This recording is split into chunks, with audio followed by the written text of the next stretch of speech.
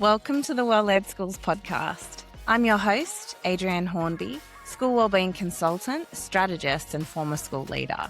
Together with experts and real school leaders from across the world, we deliver insights and conversations that dive into what it truly takes to support staff wellbeing, strengthen school culture, and lead well with staff wellbeing in mind. Hello, everybody. Happy 2026 and welcome to season 4 of the Well-Led Schools podcast. This marks my 4th year in podcasting and almost 70 episodes released over the years with such incredible guests so far. And I'm really looking forward to our amazing lineup of guests for this year. Term 1 is looking absolutely amazing. You might have noticed if you're on Spotify that we have had a little bit of a facelift and we have moved to video podcasting. I really wanted to find more meaningful and authentic ways to connect with everybody. I think, many of us might agree just in this world of AI generated captions and content, I really struggle in that space. I'm a real extrovert and I'm very sociable. So I love meeting people and chatting in person, and being able to do that online via the conversations that we have here is so much fun for me. And although in a solo episode like this one to kick us off, I'll be speaking to you one-on-one, for me, it feels like more of a deeper connection, I guess, than just hearing me through your headphones, which I'm sure many of you will still do. Not all of you will move to video. But if you do, it might be just that extra way for us to feel like we're in a room together having a chat. Ultimately, I think this year, via both my online articles, my wellbeing reports that I'm putting out, really looking at the literature and providing a review in that space, as well as sharing some of the data that we have in our staff wellbeing surveys. And of course, on the podcast, my focus this year really is on quality episodes and guests, sharing really in-depth ideas and perspectives, my own as well as others, to put together really authentic and real conversations. So I think this year when I sat down over this really delicious break that I had, this was probably the first time I've taken a good chunk of time off since launching this business and doing this consulting work. I actually sat down and set my goals as I do every year. This year I did it with a group of girlfriends. We had a goal setting and vision boarding night. Sounds really naff, but it was beautiful. We didn't actually get to the vision boarding because we were all having too much fun sharing our celebrations and challenges from 2025 and really mapping out what we wanted for this year. And when I was setting my goals for the business and for what I'm doing in this space, I really want to deliver even better content to my audience, not for marketing and sales purposes, but to help people learn and grow and develop. That really means something to me. Impact is a huge value of mine. I came into this business and you're always told by everybody, don't give too much away.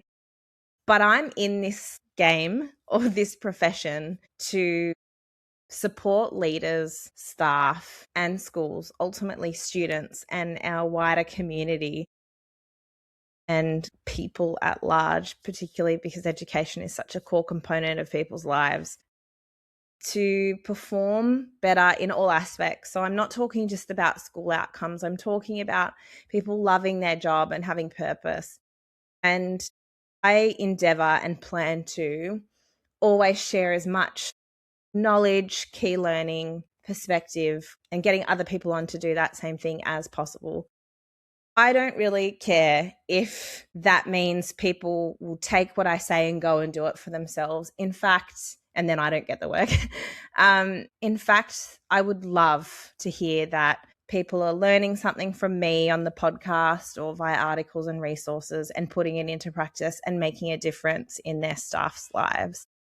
So I'm going to go against the grain or the recommendations in that space to continue doing that forever. And video podcasting, I feel like, is the next step for helping to do that so I can share things with you on screen, as well as, of course, in the show notes, as I've always done. And I have a really big commitment to you, my audience, this year to deliver quality episodes and guests. And I've got an awesome lineup already for term 1. So you'll be really excited at all of the guests that we have coming on, not just some of them. And I endeavor and will always share in-depth ideas and perspectives that make an impact. And I want to have really authentic and real conversations that are useful and share wisdom, my wisdom, the wisdom of these experts and guests, getting leaders on to share what they're doing in their schools so that we can really connect to what's really happening and what really works. So expect not only incredible guests, but probably more solo episodes and leveled up written content. So following on from last year's big piece that I put out, because it took a long time to research, I put out my teacher wellbeing report. So that ran a full literature review on the most up-to-date research in Australia, in particular on teacher wellbeing, and then cross-reference that with the data that we're getting back from our staff and teacher wellbeing surveys. I'm committed this year to putting out my next report early this year, which will be a support staff wellbeing report. There is just such limited research in that space. But over the past few years, working with 65 schools and thousands of school staff, I have a really big bank of data. And within that data are a lot of the written comments that our support staff, admin staff provide in schools with insight for what's happening for them, as well as suggestions for wellbeing initiatives that they're looking for, because we tend to be quite teacher-centric with our approaches in schools, and we understand why that might be the case, but our support staff need some love as well. And then later on in the year, I'll be putting out a leader wellbeing report. So there's plenty of data and literature in that space, but the support staff one, I feel like there's a real need there. So to kick off this year, I'll be starting with this solo episode. And this episode is really discussing further insights into an article that I put out at the end of last year on teacher and staff morale in schools. And this all came about really because when I was looking at my Staff Wellbeing Survey data averages across all schools in Australia, alongside teacher burnout being a key area of need. So off the top of my head, I think we're at around 56% of staff are reporting that they're feeling burnt out often. Another key metric that was coming up a lot on average was low morale. So when it comes to morale, really interestingly, around 54% on average of staff across schools, remember this is 65 Australian schools that I've worked with or am working with, we're probably actually getting close up to 70 now, report that morale is high to very high. So I was really keen when seeing this data to learn more about morale, like what it is, what influences it. And I was really surprised actually by my findings.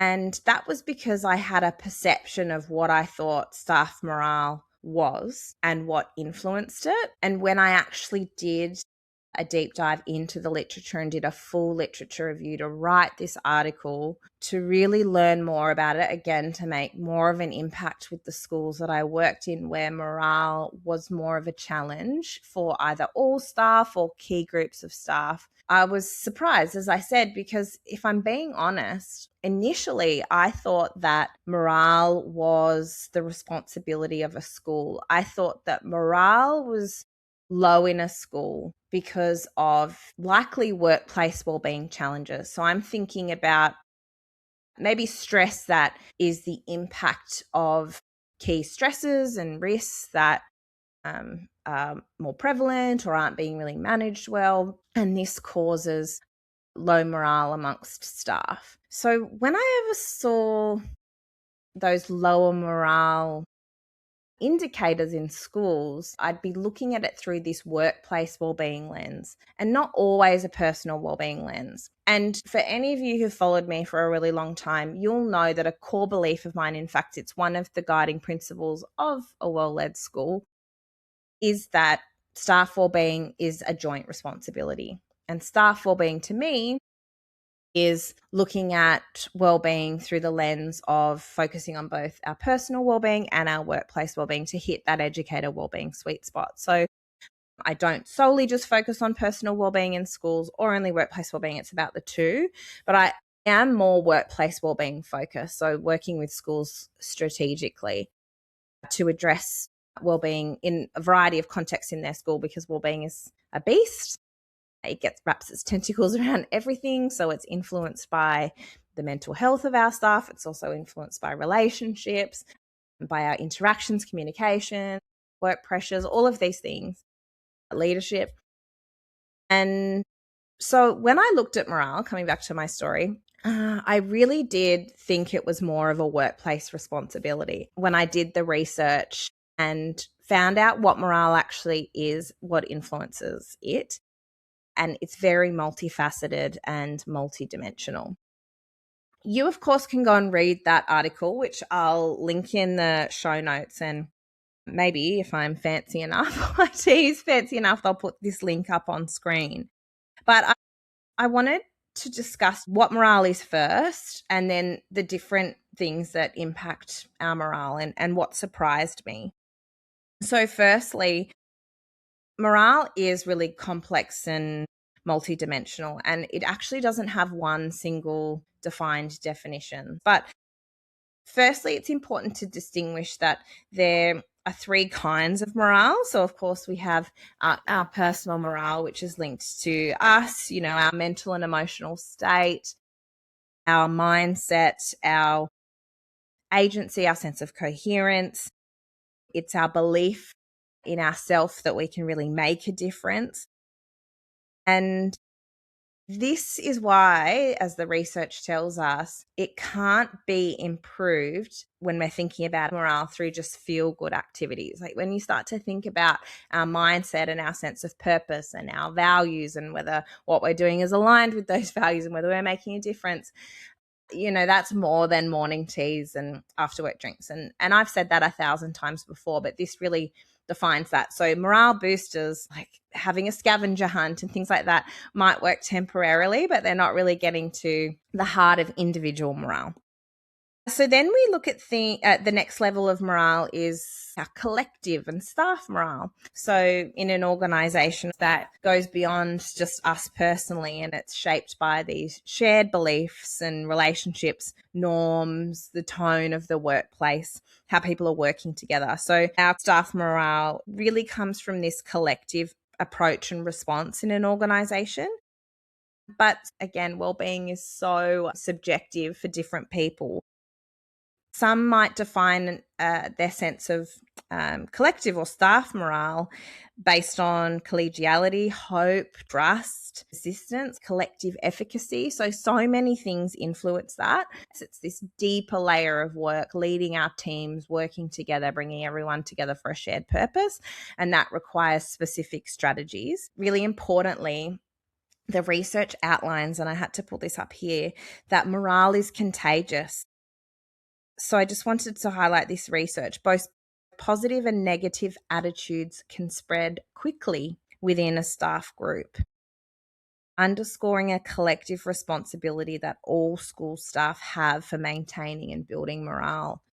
So we start to sort of hear this whisper in that response or that definition around how, yes, leaders need to lead their teams and bring them together and develop shared norms and build team capacity and collective staff efficacy, but how staff participate in that and realize the influence that they're probably, if we're coming back to their individual morale, might have on others, particularly those they work really closely. And then the next layer that we have is professional morale. And this, as defined in the research, refers to how staff feel about the profession more broadly. So the status of teaching or educators in society, policy changes, government expectations, professional autonomy, and then public and media narrative around education. This is something that I am seeing to be a big issue since COVID. Since COVID, all we hear about in the media is how stressed our teachers are, how bad education is. And I am not by any means saying that it's not, that there aren't systemic problems, but it's really hard.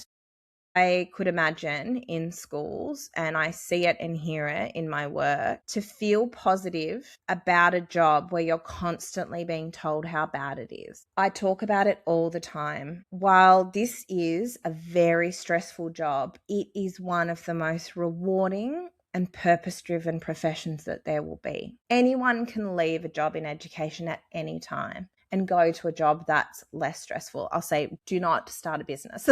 I really do mean that in jest. Having a business is great, but business life is very stressful.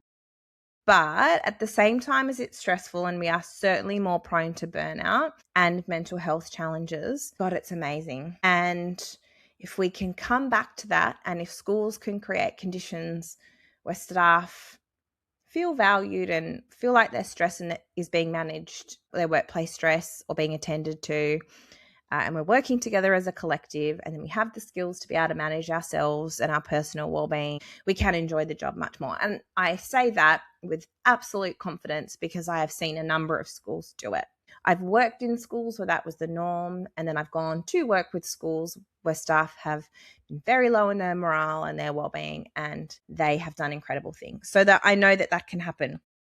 But this is a big impact on our levels of morale as well. So in some schools, if we think about it, if what we're doing as a school isn't impacting morale positively or improving it, if staff's personal morale requires attention, and then they're consuming the narrative of how stressful and tough the profession is, then morale is likely going to be really low. So I still don't think that writes off the fact that even if personal morale or individual morale requires attention, that we don't do anything about school morale. I have worked in a school where school morale was excellent and my personal morale was low, but they was very easily able to distinguish the fact that it was a personal issue and not a work issue. It wasn't my job that was stressing me out, it was my life, and not everybody does that, I know. But we can't completely write off the morale issue due to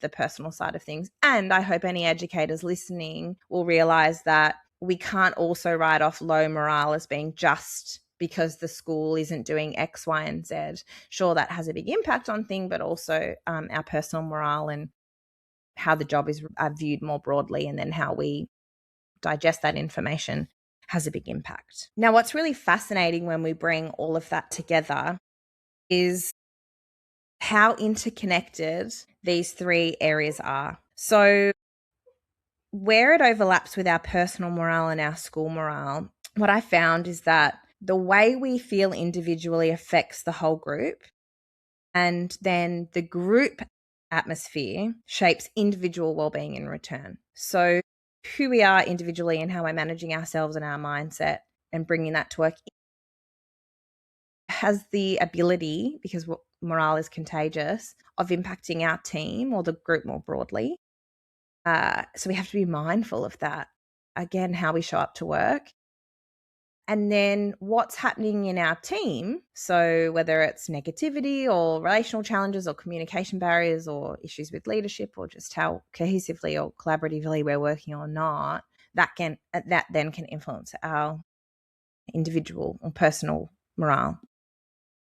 Similarly, when it comes to school morale and our professional morale, so what a school does to buffer against profession-based or legislative constraints or challenges is a protective force against how people experience their daily work. So yes, workload at a system level is a huge problem. This is an example, but how we manage workload at our individual school can positively or negatively impact morale. So if we're pushing back, if we're narrowing our focuses, if we're trying not to do everything we are told we have to do and really doing the essentials and then pulling back in the other areas to preserve staff morale and well-being, that has a really positive impact on school morale. And then, of course, it flips around into personal morale. And then the other link that we see is between personal morale and professional morale. So while staff might feel like they have less control over these influences, shifts in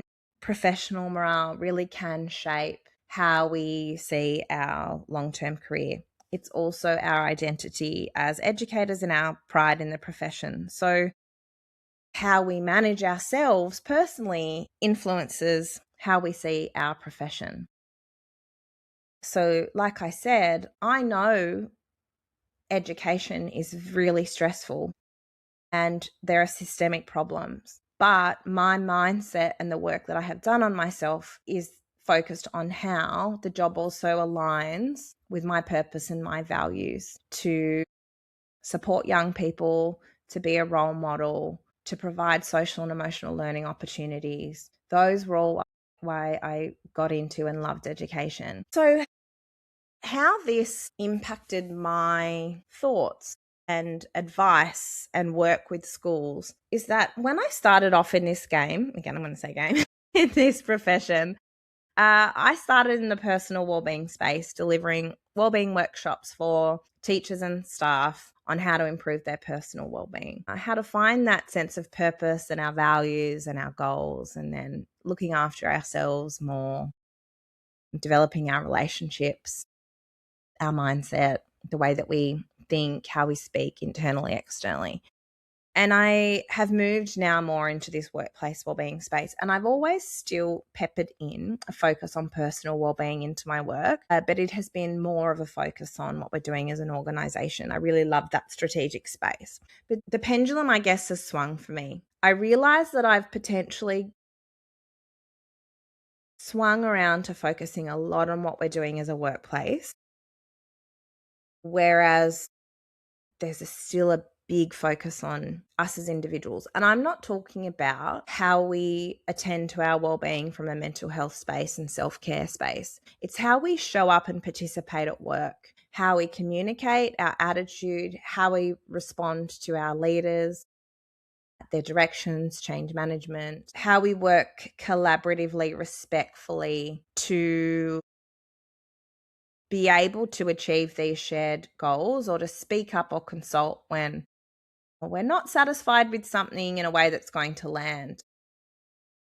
So that will be a big focus of my work this year is to help staff truly realize the impact that they have themselves personally on their team, on the school, and then of course on our students and community and society more broadly. Because if our morale is low, the research is really clear on how that impacts student learning outcomes and student engagement. So what then happens when leaders are expected to carry morale on their own is that we're missing a huge part of the story here, or of the formula for success. And I am not poo-pooing educators or leaders for having the viewer opinion that morale is solely up to the school and the leaders in the profession more broadly, because I've been there before. I didn't think it was ever solely them, but I thought it was more of their responsibility.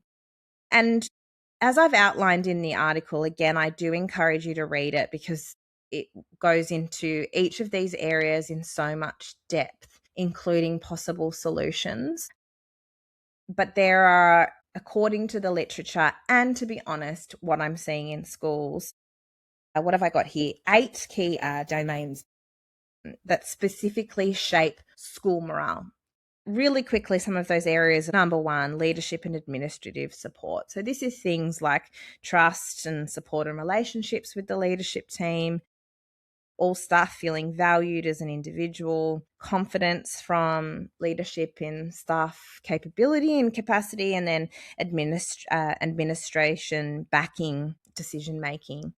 and involving staff in that process.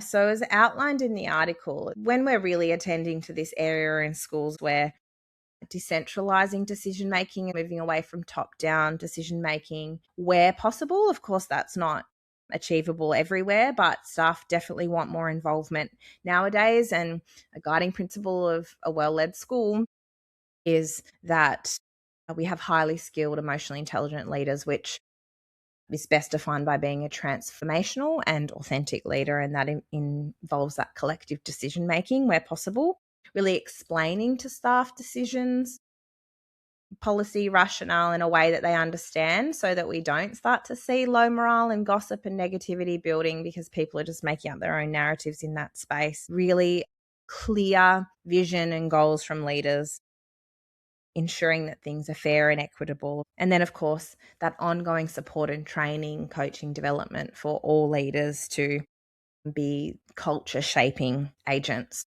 who are able to lead their teams effectively. The second area related to school morale, or what shapes school morale, are relationships and school climate. So this is, rapport amongst staff, collegiality, teamwork and trust, positive staff to student relationships, and then a really positive social environment. So how that might look in schools is lots of opportunities to build and develop relationships inside and outside of school hours, some kind of scaffold for collaboration like PLC, professional learning communities, inquiry, action learning projects.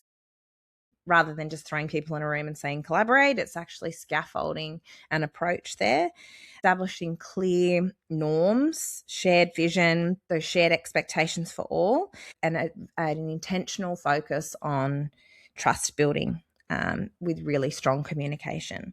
Then the next area that positively influences workplace or school morale, of course, is managing our workload and work demands. So ensuring that we're balancing out our teaching load and non-teaching duties, so the administrative expectations of the role, which are slowly mounting, having really clear expectations for inside and outside of school hours, fair distribution of tasks and extracurricular responsibilities, and really strong role clarity. Schools who do this really well are using things like the AITSL workload reduction toolkit.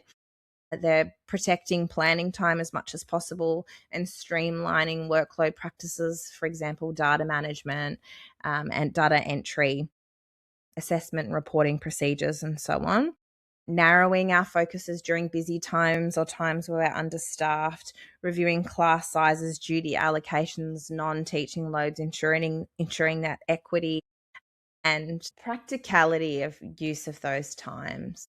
A good example is I was working with a school at the moment who was providing 30-minute blocks of non-contact time, and by the time he dropped the kids off and came back and sat down and actually did something, you were ready to pick them up again. So it's just thinking smarter. Then we have another area that influences morale from a workplace perspective is professional growth and empowerment. So things like opportunities for professional development, meaningful in-service training, career progression and empowerment, and then autonomy in decision-making. Next, another key influencing area in the school is recognition, status, and job satisfaction. Things like appraisal, feedback, and recognition of effort, satisfaction within teaching and staff roles, job security and stability, salary and employment conditions. So how this might look if it's being attended to really well in schools is formal and informal recognition initiatives across the school, implementing fair and equitable, transparent appraisal and recognition systems that value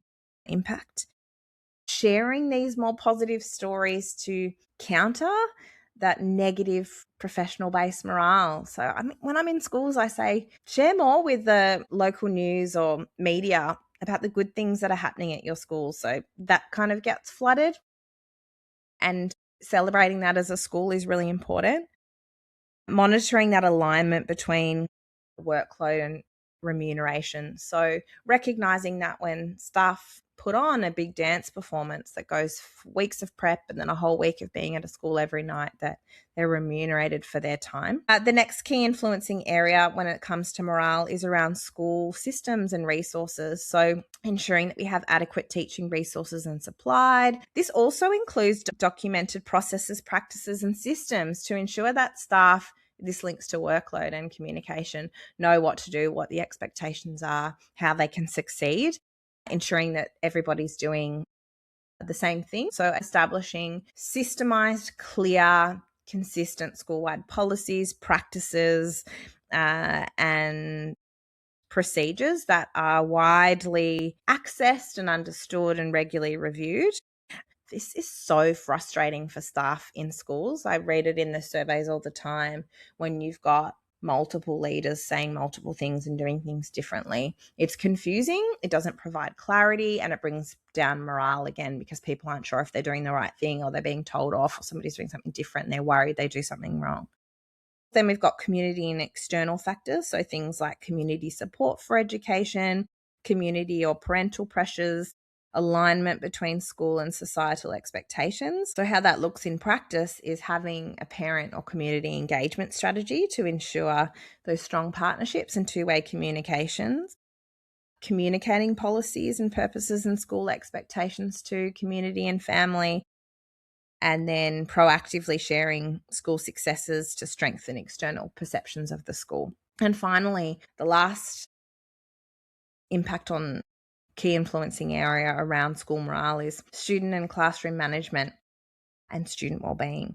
So having really clear student classroom management policies and strong student behavioural expectations. So in practice, that's looking like systemised, coherent and consistently applied behaviour and welfare systems with leadership backing. So if you're doing PBL or you're doing restorative practices, that it's clear, it's systemised, everybody's doing it. We're constantly revisiting it. We're providing coaching and mentoring. It's deeply embedded. Trauma-informed supports and trauma-informed practices, really strong post-incident support, debriefing and access to specialist services for our staff, particularly those in schools where behavioural incidences might be higher. Targeted co-designed professional development on inclusion, de-escalation and differentiated instruction. We can't just throw our staff in the deep end and expect them to know how to do those things if we don't have the relevant backing and systems and training in place. All of this is outlined in the article with plenty of links to research and other articles I've written and resources that we've developed. As leaders, we are responsible for establishing a lot of these systems, processes, resources, and to a degree, people management. So if people aren't communicating in a way that's positive or that might be seen as negative or disrespectful or not professional, it is 100% our responsibility to address that. We might not be able to change the outcomes for that person, but we must, it would certainly be a morale booster for me to see that, sure, this person over here is being particularly negative about this or having a really hard time or making something really difficult, or collaboration is just impossible because that person can't get past X, Y, or Z. But it would be my expectation from my leader that they would be having a conversation with that person, that they would be establishing norms, sharing expectations, co-creating them, to be honest. While it might still prevail that that person is still challenging, it's certainly going to be morale boosting for me to see that as a team and as a school that's being addressed. It's much easier then to go, that's the way they are. Whereas I often see the frustration being people feeling like things aren't managed well. There's also the perception from staff sometimes, and I want to highlight this for our poor leaders, no matter what we're doing, sometimes our staff will just never see the steps that we're taking in a positive direction as actually happening. And a lot of the time, probably what's missing, if I'm being honest, is we're not actually communicating what we're doing. So we're doing all of this stuff. Let's use the example of student management. We are putting in place behaviour management policy. We are following our department guidelines on suspension. We are calling parents. But what's missing is our comms around that. So we're not actually letting our staff know what's being built, what the timeline is, what they can expect, what we've done to address it, how we've spoken to the child. Okay, so these are the kind of things that are required of us. And I know that's really tiring, but we're leading groups of people towards significant, impactful change. So what leaders genuinely control are putting in place those policies, procedures, practices, ensuring that they are lived on and that they are consistent. We can't always control how some staff will respond to our efforts. We just have to do our best at being really clear in where we're up to, what we're doing, and taking on any consultation from there. So all of this really aligns to a guiding principle of what it means to be a well-led school, which is that staff wellbeing is a joint responsibility. And I outline this in the third term of work inside the partnership program, working with staff, to really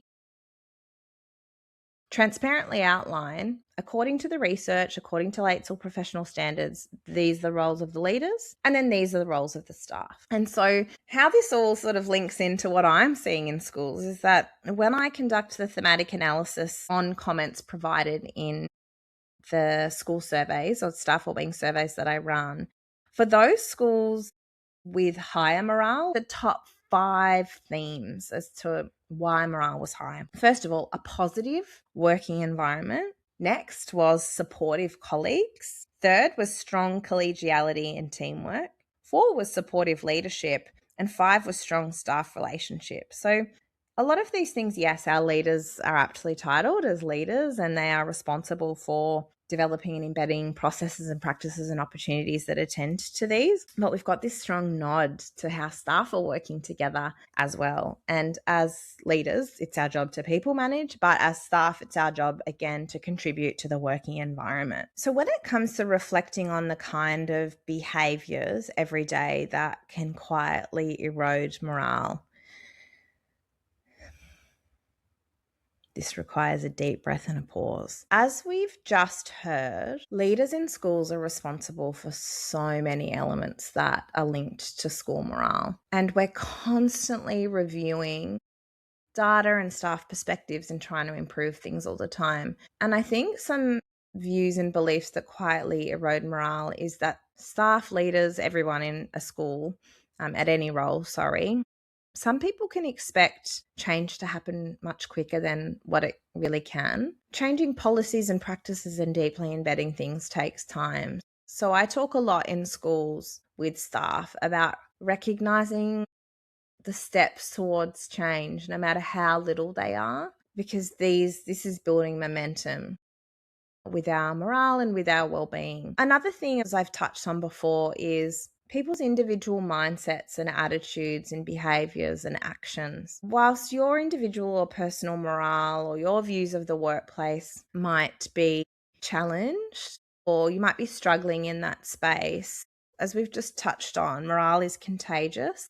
So don't underestimate the influence that your mood or views or perspectives, when shared in certain ways, can have on everybody else. If we truly realize the impact that we have on a working environment and see that as a positive, if I come into work today with a positive mindset, recognizing those shifts and changes, loving being here, finding the small wins of the day, it's not only going to be good for me as an individual, but also for my team.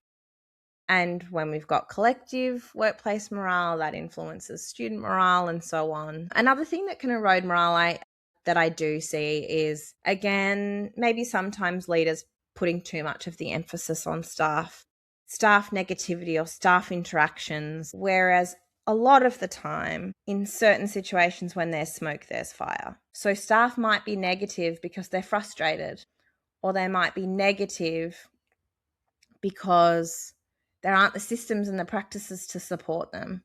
And there's no hope for them. They don't see the light at the end of the tunnel. They don't see the plan of how that's going to be improved. So then their morale is low, and then that causes them to then have an impact on other people. So my recommendation is to develop a hunch as to how we've potentially landed here.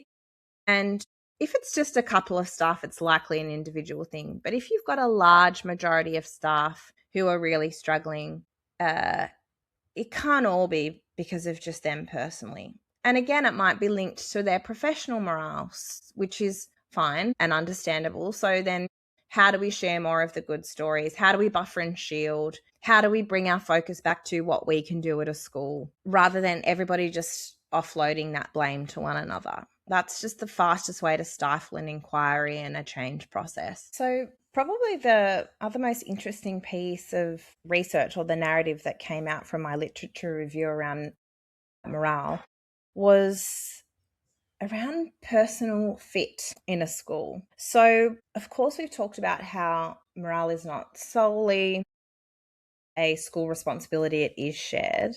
And 100% schools must foster an environment where staff morale is more likely to be high, but also recognize that, of course, individuals bring their own beliefs, their own expectations, mindsets, and behaviors to the workplace. So to ignore this would be a real disservice to leaders and staff. But we have to be mindful that every individual arrives at a workplace with their own values and expectations of what good teaching or a good working environment looks like. And sometimes no matter what we do in that space, that might not align with every individual. So the best example of this might be, I'm going to use my own experience. I thrived and really enjoyed working at a school where students were from more complex backgrounds or had a trauma background. That for me was challenging but meaningful, was very purpose driven. So I spent a lot of my days with those students. That was part of my role in student management and in my role as a leader and supporting my teachers in that space and coaching them there. I really loved that. A good fit school for me is a school, as I said, where students' learning and social emotional needs were more complex. But that's not going to be the right fit for somebody else. So in some cases, not all, finding a better fit is something we need to consider. I share this insight with a word of caution. We should not and cannot write off staff with a lower morale, individually or school morale, as because they're not the right fit.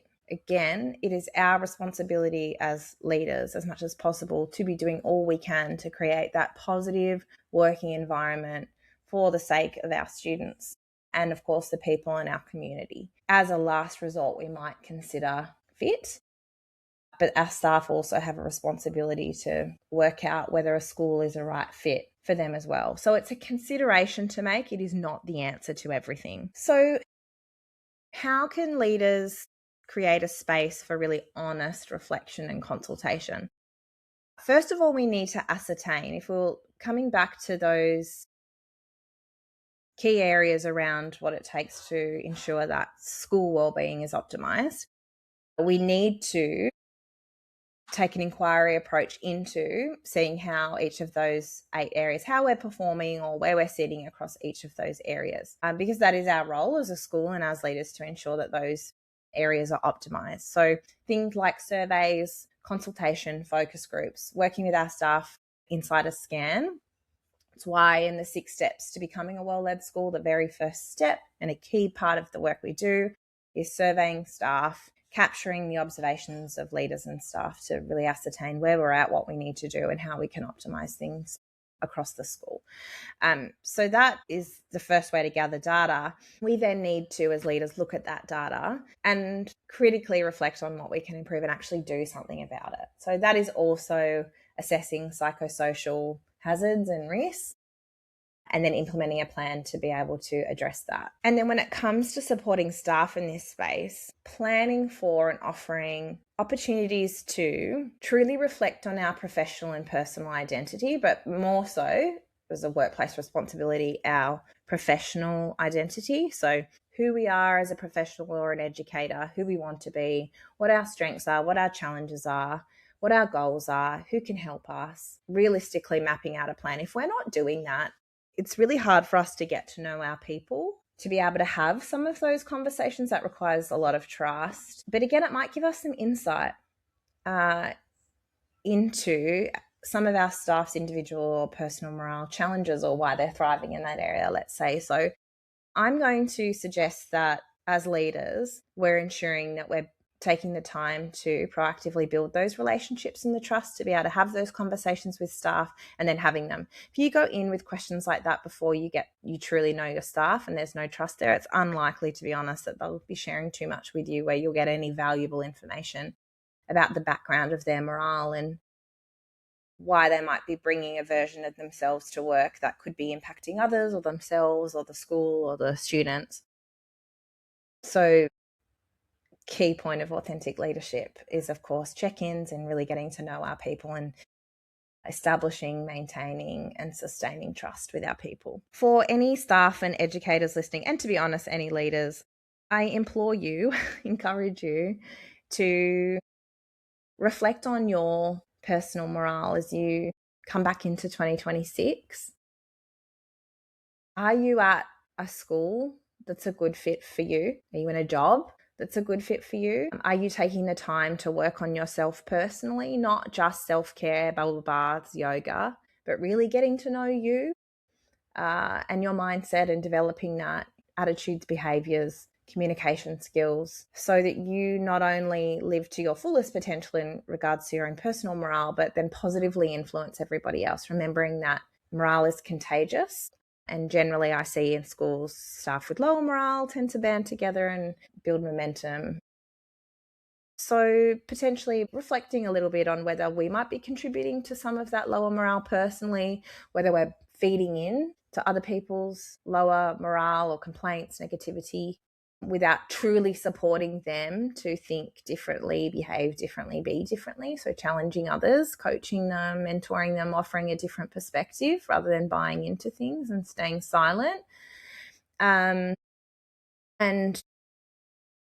I also encourage our staff as much as possible to recognize those small changes in leaders and schools towards a more positive future. Big shifts don't happen overnight, but the small ones are happening all the time. And if we take the time to notice that, it will truly support our views of morale. I've covered a lot today, and I think what's probably really clear, I hope,